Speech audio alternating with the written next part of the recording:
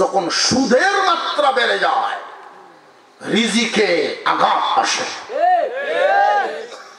সুদের মাত্রা যখন জমিনে বেড়ে যাবে তখন বান্দার রিজিক আল্লাহ কমায় দিবেন। কা সুদের তো খাইবে, রিজিক থাকবে না, সুদ খা। দুনিয়ার জমিন থেকে যে সুদখোরদের বিচার দুনিয়ায়ও হয় আখিরাতেও হয়। সুদখোরের সর্বনিম্ন বিচার, সর্বনিম্ন সীমারেখাটা, সর্বনিম্ন স্তর হইল আপন মায়ের সাথে জিনা করার চেয়েও জঘন্য। সুদখোর, অথচ সুদখোর বেওয়াই বানায় মানুষ। এখন দেখিয়া বেওয়াই যদি সুদখোর হয় বেটা গর্ব হইয়া কয় হুন্ডার ভবন জীব সুদের পয়সা আছে, আছে না নাই? এমন একটা সময় ছিল সমাজে সুদখোরকে নিকৃষ্ট চোখে দেখা হইত। আর এখন বর্তমানে যে যত বড় সুদখোর মসজিদের কমিটি তো লইয়া লায়, সুদখোরের মসজিদের কমিটি তো রাখে, এমনও চলতেছে।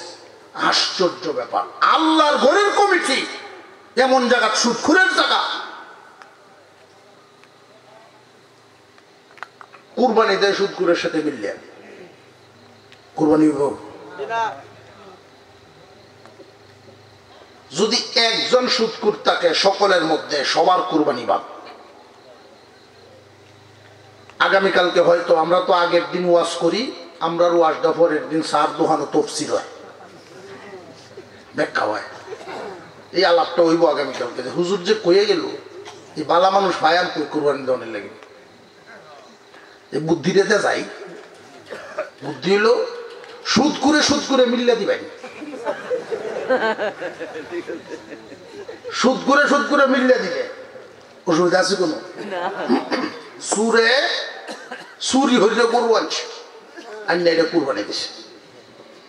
তো পরের দিন আত্মীয় স্বজন রাইতেছে, তার বেয়ে জিগায় গরু কত দেন ছিলেন, বস্তুটা তো খুব মজা। আপনি বোঝা যা জানেন না, আমার বিষয়টা জানেন না, এটা তো কিছু জানি নেই, তো কুরবানি দিয়েও কিছু দিয়ে দিয়েছিলাম, চোখ লাগবে লই আইলাম। কুরবানিটা চুরি করলেন খেললেন, এটা কি লাভ হইল?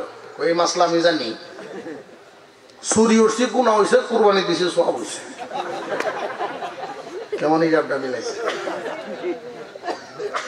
চুরি হচ্ছে গুণা হয়েছে, কুরবানি দিছে সব হয়েছে, সবে গুণায় সমান বুঝতো। আমি মাছ কেন খাই না, হিসাব মিলাইছে। পরকালের ভয়েদের অন্তরে আছে। পরকাল আমাদের আছে না নাই? আরো জোরে এখন আছে না নাই? যাদের অন্তরে পরকালের বিশ্বাস নাই তাদের আকাঙ্ক্ষা পূরণের জায়গা নাই। আর মনের আশা আকাঙ্ক্ষা যদি পূরণ করতে হয় পরকাল ছাড়া জায়গা নাই। তোমার আকাঙ্ক্ষা পূরণের জায়গায় তো পরকাল বানায় রাখছেন আল্লাহ, এই জন্যই তো পরকাল।